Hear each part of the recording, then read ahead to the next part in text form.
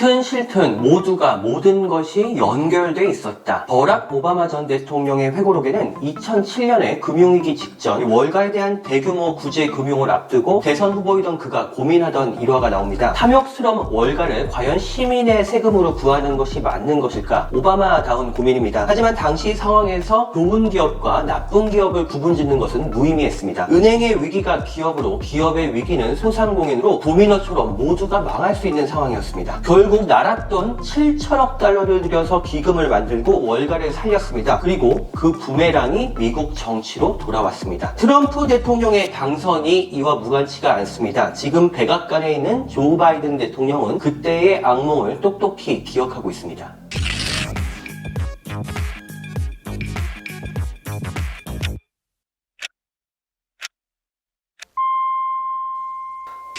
안녕하세요. 서울경제신문 워싱턴 특파원 윤호입니다. 미국 은행 위기의 시작이죠. 실리콘밸리 은행과 시그니처 은행의 붕괴 사태 이후 바이든 정부의 대응에 분명한 원칙 하나가 있습니다. 바로 납세자의 돈을 쓰지 않겠다는 것입니다. 실리콘밸리 은행에 대한 구제안이 발표되던 날 바이든 대통령이 대국민 연설에서 직접 한 얘기이기도 합니다. 당시 발표된 두 가지 굵직한 대책을 한번 보겠습니다. 명목상으로 정부 재정은 쓰이지 않습니다. 실리콘밸리 은행의 예금은 이 무보험 예금까지도 모두가 보장이 되는데 이 재원은 은행들의 예금 보험 기금이었습니다. 두 번째 대책은 은행들에 대한 유동성 공급 확대인데 이는 연준의 대출 프로그램입니다. 다만 은행들이 가진 국채를 액면가로 평가해서 대출을 하겠다는 좀 관대한 조건을 제시했습니다. 그럼에도 불구하고 은행의 위기는 퍼스트 리퍼블릭 은행으로 옮겨 붙었습니다. 이 고객 중에 고액 자산가들이 많아서 예금 이탈도 쉬울 거라고 추정되던 은행입니다. 제닛 옐런 재무부 장관은 상황이 심상치 않다고 판단했습니다. 미국 은행 서열 14위 실리콘밸리 은행처럼 그냥 파산시키기에는 위험 부담이 너무 컸습니다. 그런데 이때도 정부 재정은 동원되지 않았습니다. 옐런 장관은 월가의 황제죠. JB 다이먼 JP모건 회장에게 도움을 요청했습니다. 옐런의 요청을 받은 다이먼 회장은 11개 대형 은행을 규합해서 퍼스트 리퍼블릭 은행에 300억 달러의 유동성을 긴급 지원했습니다. 연준 의장까지 여기만 옐런 장관의 정치력이 돋보이는 대목입니다. 그 후의 상황도 마찬가지입니다. 퍼스트 리퍼블릭의 계속되는 예금 인출 사태 이후 미국 중소은행의 전반적인 뱅크런 우려 속에서 바이든 정부는 민간 영역에서의 지원을 쥐어 짜내고 있습니다. 워런 버핏 버크셔 해서웨이 회장이 곧 바이든 정부의 요청으로 구원투수로 등판할 것이라는 관측까지 나옵니다. 이제 왜 이렇게까지 하는지를 한번 얘기해 보겠습니다. 시간은 다시 15년 전으로 거슬러 올라갑니다. 2008년 금융위기 당시에 다 죽어가던 월가를 살린 법안이 하나 있습니다. 바로 부실자산 구제 프로그램 타프입니다. 예산 규모가 7천억 달러, 지금 우리 돈으로 900조 원이 넘는 천문학적인 규모의 법안입니다. 당시 미국 시장은 말 그대로 아마게돈 직전의 상황이었습니다. 리먼 브로더스는 파산했고 메릴 린치는 뱅크 오브 아메리카에 매각됐습니다. 대형 보험회사 AIG에 정부가 수백억 달러를 쏟아 부었는데도 계속해서 자금이 이탈하고 있었습니다. 임기가 끝나가던 조지 W 부시 정권은 결국 천문학적인 부실자산 구제 프로그램을 만들었습니다. 이를 주도한 것이 행크 폴슨 전 재무장관입니다. 유력한 대통령 후보였던 오바마는 이 상대편 당이었지만 부시 정권의 이 같은 계획을 사실상 지지했습니다. 달리 방법도 없었기 때문입니다. 그리고 이 프로그램은 주로 오바마 정부 때 집행이 됐습니다. 사실상 이렇게 보면 공화당 정권이 주도해서 만든 구제 프로그램인데 정치적 타격을 더 크게 입은 것은 민주당과 오바마 정부입니다. 금융위기 속에서 일자리와 저축한 돈을 잃은 미국인들은 탐욕스러운 월가를 살린 구제안에 반발했고 이는 극단적으로 작은 정부와 적은 세금을 지향하는 극우 보수 티파티 운동으로 이어졌습니다. 이때부터 미국 정치에서는 이 합리적 보수나 합리적 진보보다는 극우나 극자가 더 많은 지지층을 끌어들이기 시작합니다. 이를 대표하는 인물이 도널드 트럼프와 버니 샌더스입니다. 그리고 이는 실제로 표심으로 이어져서 도널드 트럼프 정부를 탄생시켰습니다. 오바마 대통령의 부통령이었던 바이든 대통령은 그 모든 과정을 똑똑히 지켜봤습니다. 그래서 이 은행 구제 금융은 노련한 정치인인 바이든 대통령에게 다소 공포스러운 단어입니다. 이거에 대한 미국인들의 어떤 예민함이 어느 정도인지를 지켜봤기 때문입니다. 올해 하반기면 미국 정치권이 대선 레이스에 사실상 돌입하기 시작합니다. 바이든 대통령한테 나랏돈을 써서 또다시 월가를 살린다는 이미지가 구축될 경우 재선은 결코 쉽지 않습니다. 이미 공화당의 후보죠. 니키 헤일리 전 유엔 대사는 바이든 대통령이 사실상 구제금융을 하면서 구제금융이 아닌 척을 하고 있다 이렇게 이렇게 비판을 했습니다. 사실 이게 틀린 얘기도 아닌 게요. 옐런 재무부 장관이 최근에 은행 예금을 모두 보장하는 문제를 두고 왔다 갔다 하고 있는데 정부 재정을 투입해서 예금을 보호하기는 어렵고 또 안 하자니 시장을 충격을 받고 이런 딜레마에 빠져 있는 상황인 셈입니다. 결국 이 은행 위기가 단기간에 완전히 끝날 수 있느냐가 바이든 대통령에게 굉장히 절박한 문제가 됐습니다. 미국 은행들 상당수가 초고속 금리 인상으로 인해서 병들어 있고 이 병든 은행들의 위기가 유럽의 대형 은행들로까지 옮겨 붙었습니다. 결국 내년 미국 대선에서 최대 관건은 은행의 위기가 될 수도 있다는 그런 관측도 나옵니다. 윤홍의 워싱턴 24시 다음 시간에 다시 찾아오겠습니다.